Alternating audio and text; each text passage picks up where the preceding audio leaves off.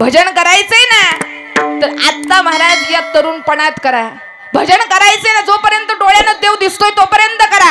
भजन करायचंय ना जोपर्यंत कानाने ऐकू येतंय तोपर्यंत करा. जोपर्यंत तोंडाने बोलता येतंय तोपर्यंत करा. भजन कर मस्त जवानी में बुढ़ापा किसने देखा है. एक ताली एक ताली.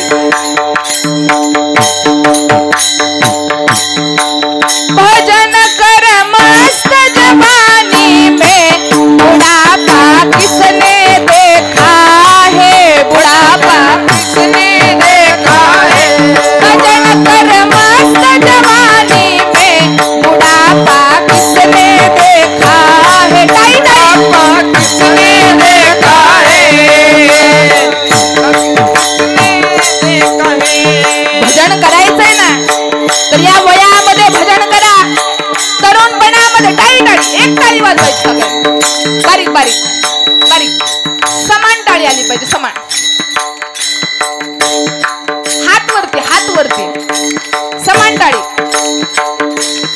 वा वा वा वा. भजन करायचंय ना तर या वयामध्ये भजन करा. तरुणपणात भजन करा. म्हातारपणी महाराज भजन करून काही उपयोग नाही. कानानं ऐकू येत नाही, डोळ्यानं दिसत नाही, महाराज तोंडानं बोलता येत नाही आणि त्या भजनाचा काय उपयोग आहे. कान से बहरे हो जाओगे. कान से बहरे हो जाओगे. भजन तुम सुनना पाओगे. सुनना पाओगे. भजन सुन भजन सुन भजन सुन मस्त जवानी किसने देखा. किसने देखा है. भजन कर मस्त जवानी में भजन कर मस्त जवानी. बुढ़ापा किसने देखा है. भजन कर मस्त जवानी में भजन कर मस्त जवानी में. भजन कर मस्त जवानी में भजन कर मस्त जवानी. बारीक बारीक बारीक टाळी टाळी. तुम्ही म्हणताल महाराज अहो टाळी का सारखं वाजवायला लावताय. वर हात करून टाळी याच्या करता वाजवायची नीट ऐका. सारखं सारखं मी म्हणते वर हात करून टाळी वाजवा. याचं कारण असं आहे की या संसार सागरामध्ये आम्ही बुडतोय. सगळ्यांना माहित आहे माणूस जर पाण्यामध्ये बुडायला लागला त्याला पोहायला येत टाळी टाळी वाजवा. वा वा वा. काय महाराज तुम्ही लीन झालता सगळे. या भवसागरातून वाचायचं असेल ना तर महाराज एकच मार्ग आहे. कुणाचा? त्या भगवंताचा, त्या नामस्मरणाचा. याच्यातून महाराज तरणं या भवसागरातून वाचणं. भले भले गेले महाराज, किती आले आणि किती गेले. आणि महाराज याच्यातून मार्ग मिळवायचा असेल ना आयुष्यामध्ये माझ्या 4 गोष्टी लक्षात ठेवा. आयुष्यामध्ये संकट आली, आयुष्यामध्ये चिंता आल्या, आयुष्यामध्ये वाईट दिवस आले ना तर कधी खंत वाटून देऊ नका, कधी हताश होऊन जाऊ नका. कारण संकट आली ना असं समजा की देवानं आपल्या स्वतःला सिद्ध करण्याकरता एक मार्ग दाखवलाय. सिद्ध स्वतःला करायचंय. आयुष्यामध्ये आपली माणसं दूर गेली ना, आयुष्यामध्ये आपली जवळची माणसं आपल्यापासून बाजूला झाली तर कोणीतरी नवीन आपल्यापाशी येणार आहे, कोणीतरी नवीन आपलं कल्याण करून जाणार आहे. हे मात्र चांगला विचार लक्षात ठेवा. तर आपलं आयुष्य चांगलं झाल्याशिवाय राहणार. आयुष्यामध्ये भजन ऐकायचा, कीर्तन ऐकायचा, बाळूमामांच्या तळावर जायचा योग आला ना, संतांचं दर्शन झालं ना तर आयुष्यामध्ये संत आले ना तर वसंत येणार आहे. हे लक्षात ठेवा आणि आपलं भाग्य फुलवणार आहे हे कधी विसरू नका. याच्या करता हा कीर्तन आहे, याच्या करता हा परमार्थ आहे. आणि याचं सुख किती आहे महाराज. हा देह एवढा किमतीचा आहे की या देहाची इच्छा कोण करतंय? देव करतात. अभंगाचं पहिलं चरण. या लोकेचा देह देव इच्छितात ते पाहे, धन्य आम्ही जन्मालो, दास विठोबाची झाल. या देहाची इच्छा साक्षात कोण करतोय? अरे देव करतोय. पण देवाला सुद्धा हा देह नाही. मग आपण किती धन्यवान की आपल्याला हा देह मिळालाय, आणि मिळालाय दादा फुकट मिळालाय. आयुष्याची काही गॅरंटी नाही. सामान्यतः देवाने दिलाय दादा किती वर्षाचा सांगता का? जाऊ घरी बोला गडे. बरोबर आहे बाबांचं. किती वर्षाचा आहे? 100. किती वर्ष? महिला मंडळ किती वर्ष? सामान्यतः किती वर्षाचा आहे? 100 वर्ष.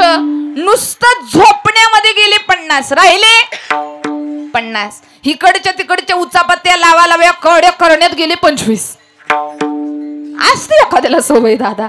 उगच एखाद्या, आता इथं कीर्तनात बसले ना, काय काय तरुण पोर सारखी वडा वडा वडा वडा, त्यांना बसवत नाही दादा. खाली बसलो ना तरी उचापत्यात चालूच. मोबाईल घेणार, हॅलो जेवली का? काय करते? अरे ती जेवली पण विष पिऊन मेली, पण तुला काय करायचं? उचापत्या कशाला? उचापत्या लावाव्या काड्या.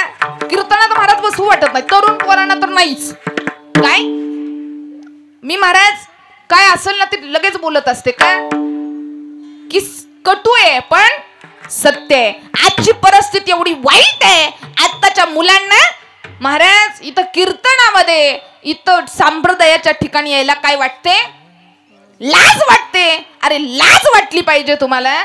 तिथं आता नाव घेत नाही महाराज, मोठमोठे डान्स असतात, मोठमोठ्या ठिकाणी महाराज डान्स भरवले जातात. मुलं तिथं महाराज उड्या नाचून उड्या मारून नाचतात. काही जण महाराज येड्या गत करतात. आणि इथं महाराज यायला म्हटलो की त्यांना काय वाटते? तिकडे जाऊ नका असं मी म्हणत, असू द्या मुलांचं वय, एन्जॉय करायचं आहे, पण इथं यायला लाज का वाटते? आत्ताच्या मुलांचं एवढी वाईट परिस्थिती आहे दादा. मी ठिकठिकाणी हेच सांगत असते की आत्ताची मुलं, आणि इथं कीर्तनात येऊन महाराजांनाच माग बोलणारी, हसणारी, महाराजांचंच माग बाहेर काढणारी खूप मुलं असतात दादा. आणि आपण कुणाला काय बोलतोय ही पुढच्या माणसाची पात्रता ठरवत नाही. काय आपण पुढच्या माणसाला काय बोलतोय हे त्याची पात्रता ठरवत, ही आपली पात्रता ठरवते की आपण पुढच्या माणसाला काय बोलतोय, आपण कसं बोलावं, कसं वागावं, कसं राहावं, हे कुणाच्या हातात आहे? आज तरुण मुलं महाराज बरबाद झाली, येडी झाली महाराज. आजचा हा तरुण मुलांना वाटतं, आपल्या ह्या जी वयोवृद्ध पिढी आहे त्यांना महाराज शोकांतिका वाटते. कुठंतरी वाटतं की आजचा तरुण जबाबदार नागरिक बनला पाहिजे. आजचा तरुण छत्रपती शिवाजी महाराजांचे विचार धरून चालणारा पाहिजे. आजचा तरुण आपल्या संप्रदायाला, आपल्या धर्माला एकनिष्ठ असला पाहिजे. आजचा तरुण आपल्या मोठ्यांचा आदर करणारा असला पाहिजे. आजचा तरुण विचारवंत असला पाहिजे, विचारवंत असला पाहिजे. आजचा तरुण घडला पाहिजे. पण इथं महाराज वेगळंच दृश्य आहे. इथं महाराज झालं काय? तरुणांचं झालं कोळस, म्हाताऱ्यांना आले बाळस. तरुणांचं झालं कोळस, म्हाताऱ्यांना आले बाळस. तरुणांचं झालं कोळस, म्हाताऱ्यांना आले बाळस. तरुणांचं झालं कोळस, म्हाताऱ्यांना आले बाळस. तरुणांचं झालं कोळस, म्हाताऱ्यांना आले बाळस. आजची तरुण पिढी बरबाद झाली. आजच्या तरुण पिढी एकाच नादात आहे. आजचा तरुण महाराज जबाबदार नागरिक राहिला नाही. आजचा तरुण महाराज बरबाद झाला. पहिले महाराज तरुण होते, पहिली माणसं होती, आपल्या देशासाठी मरायला तयार होती. पहिली माणसं जर बघायला गेली ना, पहिला तरुण जीव देत होता फक्त आणि फक्त आपल्या भारत मातेसाठी जीव देत होता. पण आजचा तरुण एकतर्फी प्रेमामध्ये जीव देतोय. अरे लाज वाटली पाहिजे तुम्हाला. कुणासाठी आपण जीव देतोय? कुणासाठी काय करतोय? ज्या आई बापानं रक्ताचं पाणी केलं, ज्या बापानं रक्तासारखं महाराज, ज्या बापानं तुला लहानाचं मोठं केलं, त्याच्यासाठी नाही कधी रे तुझ्या डोळ्यात पाणी आलं? आणि लाज वाटायला पाहिजे. आपण कुणासाठी रडतोय, कुणासाठी आपला जीव देतोय, कळायला पाहिजे महाराज. इथं आलेल्या कीर्तनाला आपल्या आई वडिलांनी आपल्या मुलांना संस्कार देण्याची गरज आहे. आजचा हा तरुण देशाकरता लढायला, देशाकरता मरायला तयार असला पाहिजे, ना की एकतर्फी प्रेमामध्ये जीव द्यायला. आजच्या तरुणाला जागा होण्याची गरज आहे. तरुणा जागा हो, तरुणा जागा हो, राष्ट्रभक्तीचा धागा हो, राष्ट्रभक्तीचा धागा हो. म्हणून आपल्या तरुण मुलांना वाईट वाटतं महाराज, आजचा तरुण व्यसनाच्या आधी नाही, अंधश्रद्धेच्या आधी नाही. ज्या आई बापाला म्हातारपणी तरुण मुलांनी सांभाळावं, ज्या आई बापाला तरुण मुलांनी सांभाळावं. वाईट एवढा दिवस आलाय दादा, दारूच्या आणि नशेच्या पायी तरुण मुलं बर्बाद झाली. आणि महाराज अवघ्या 24-25 वर्षाचं पोरग लिव्हर फुटून मरतय दादा. आणि त्या बापावर एवढी वाईट वेळ येते की मुलाची अंत्ययात्रा मुलाला खांद्याला द्यावा लागतोय महाराज त्या माझ्या बापाला. याच्यासारखं दुर्दैव कुठं नाही. म्हणून तरुणांना माझा बोललेला राग येईल. जी चांगलं मुलं वागत असतील ना, हात जोडून माफी मागते, त्यांच्यासाठी मी अजिबात बोलत नाही. पण जी तरुण मुलं आपल्या आई वडिलांचा आदर करत नसतील ना, त्यांच्यासाठी सांगते, तरुणांचं झालं कोळस, म्हाताऱ्यांना आलं वाळस.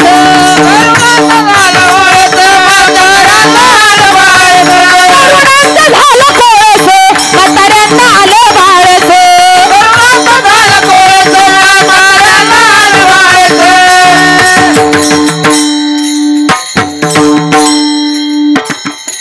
म्हणून कीर्तनाला आलेले युवा असतील ना, तरुण मंडळी, हात जोडून मी तुमच्या बहिणीसारखी आहे, तुमच्या लहान बहिणीसारखं समजा, तुमच्या मोठ्या बहिणीसारखं समजा.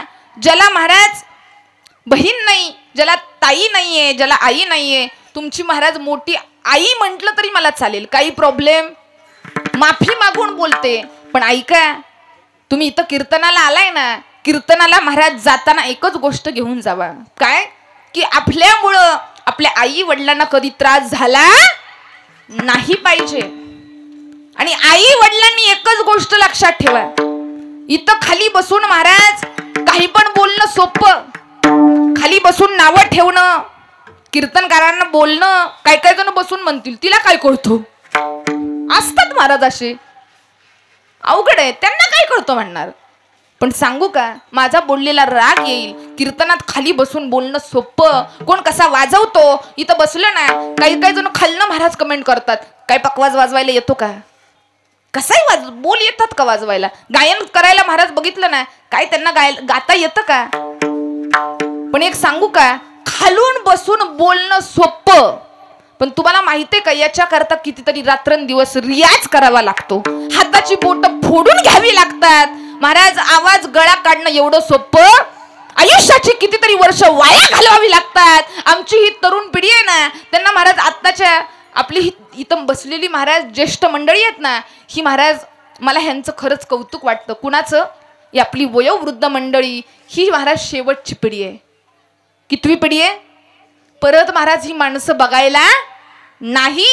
एवढी महाराज काटक आणि परिश्रम करणारं आणि चांगला मार्ग दाखवणारं आणि एक सामर्थ्यवान जी व्यक्तिमत्व कुणी असतील ना, तर महाराज ही ज्येष्ठ पिढी आहे. यांच्यानंतर महाराज तरुण मुलांची गॅरंटी. म्हणून आई वडिलांना कीर्तनात आलेल्या आया आणि ह्यांना लय जोर असतो महाराज. ऐ बचत गट, ह्यांना लय महाराज पुळका, कुणाचा, लेखाचा. अवघड आहे, खाली बसून म्हणतील कुणी महाराजांना कीर्तनाला ह्यांचा मुर्दा बसावला, असं नाही ना काही. अहो ह्यांना सांगायला गेलं ना, बाप जर म्हणला ना पोराला कुठं बाहेर पाठवू नको, त्याला पैसे देऊ नको, ही महाराज गपचिप पोराकडे जाणार, हातात पैसे देणार.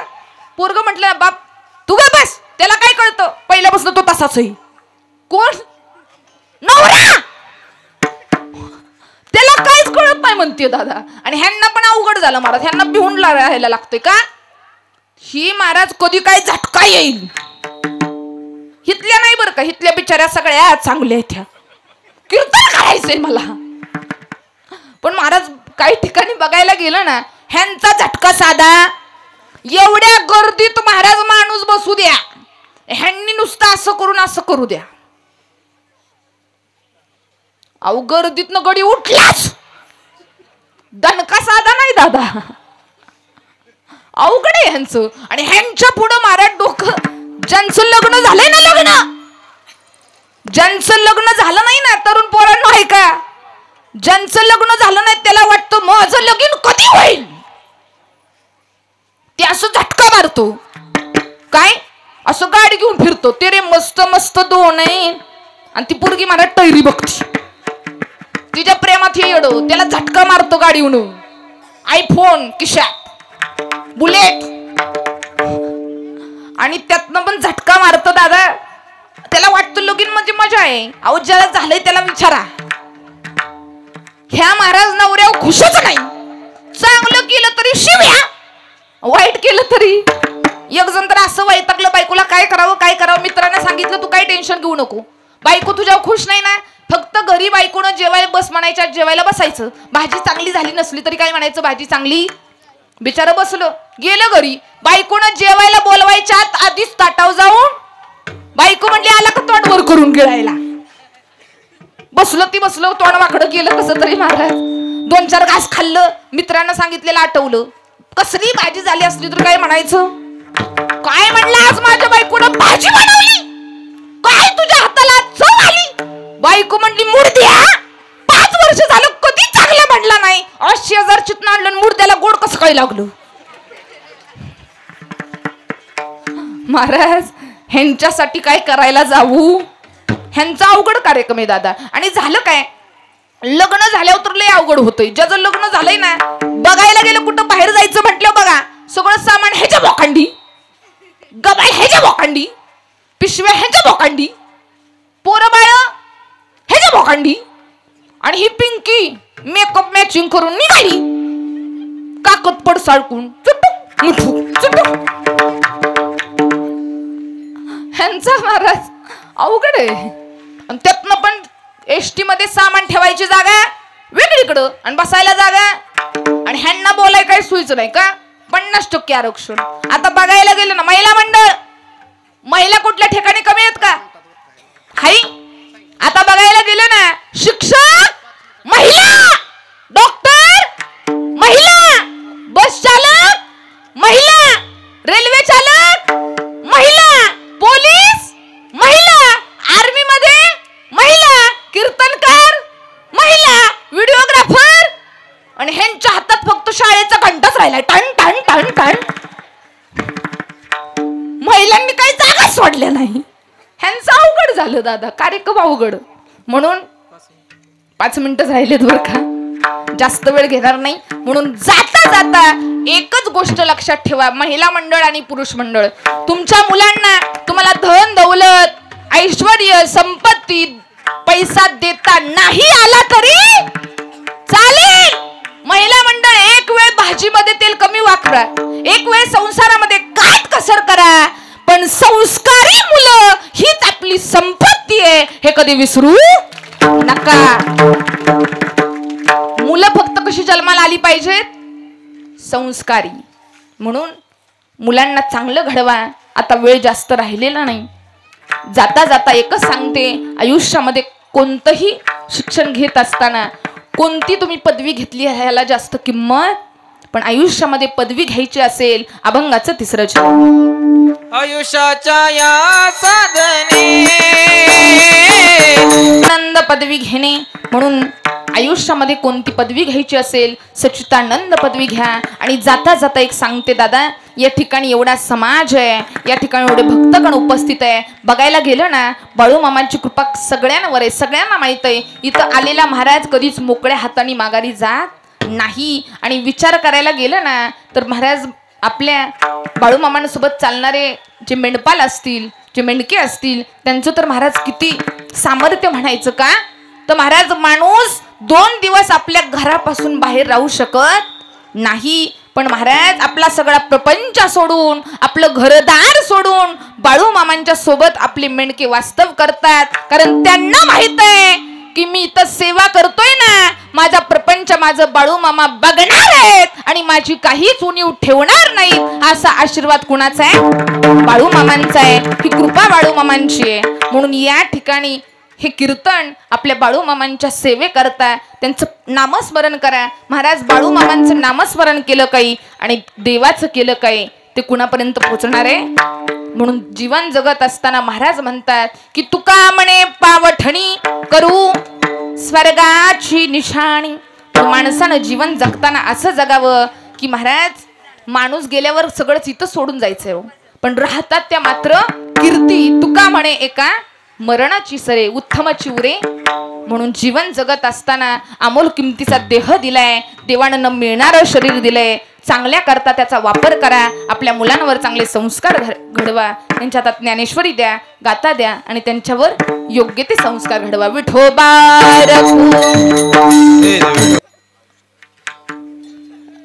आपली जी बाळूमामांची भक्त असतील आणि त्याचबरोबर कारभारी आपले असणारे बाळू शिंगारे, त्यांच्या या मार्गदर्शनातून आणि बाळूमामाच्या कृपेने या ठिकाणी आपला हा सोहळा चालू आहे. आणि अजून एक अशी महत्त्वाची आणि आनंदाची सूचना आहे बरं का. आपले बरोबर शेंडगे कापड दुकानदार त्यांनी नातेपुते त्यांनी अशी एक योजना, असा एक आपल्या याच्यातून एक सेवा बाळूमामांची घडावी याच्याकरता आपल्या बाळूमामांच्या कृपेने रमेश दादा असतील, शंकर दादा असतील, दोन्ही भाऊभाऊ त्यांनी एक चांगला उपक्रम की आदमापूरला जाण्याकरता जे भक्तगण असतील त्यांच्याकरता बस सेवा फ्री मध्ये ठेवली आहे बरं का. या दोन्ही भावंडांनी सगळ्यांनी जोरात टाळी वाजवायची दादा. त्याचबरोबर आमचे गायनाचार्य दोन्ही आमची, त्यांच्यामुळे या कार्यक्रमाला शोभा आहे, आमचे सिद्धेश्वर महाराज निंबाळकर असतील, आमचे आदरणीय अक्षय महाराज, त्यांचंही धन्यवाद. सुंदर अशी साथ दिली. आणि आमची सगळी प्रेमाची मंडळी, वयोवृद्ध मंडळी या ठिकाणी उपस्थित आहेत. त्यांची नावं मला काय माहिती नाहीत, पण दादा मनापासून मी त्यांच्या नातीसारखी आहे, त्यांचंही धन्यवाद. आमचे बाबा या ठिकाणी उपस्थित आहेत, बाबांचं धन्यवाद. आणि सगळ्यात महत्त्वाचं माझा आवाज तुमच्यापर्यंत पोहोचवण्याचं काम केलं, ती म्हणजे माईक सिस्टीम, ती अत्यंत खूप सुंदर आहे, त्यांचेही धन्यवाद. आणि महत्त्वाचं अजून एक गोष्ट आहे बरं का. या ठिकाणी येत असताना जे बाळूमामांचे भक्त आहेत, बाळूमामांची सेवा करणारे आणि महाराजांचा आदर करणारे, नेहमी महाराज ज्यांनी महाराजांचा सन्मान, या ठिकाणी कोणतंही कीर्तनकार येऊ द्यात त्यांचा सन्मान आमचे असणारे आदरणीय प्रवीण दादा बोरकर, दादांचं धन्यवाद महाराज एवढं मनापासून. कारण श्रीमंती पैशाची श्रीमंत असणारी माणसं अनेक मिळतील दादा, पण मनाने श्रीमंत असणारी माणसं मिळण्याकरता महाराज आपली पावले झिजवावी लागतात. मनाची श्रीमंती आहे. दोन्ही भावंड महाराज बोरकर परिवार, त्यांचंही धन्यवाद सगळ्यांच्या चरणावर.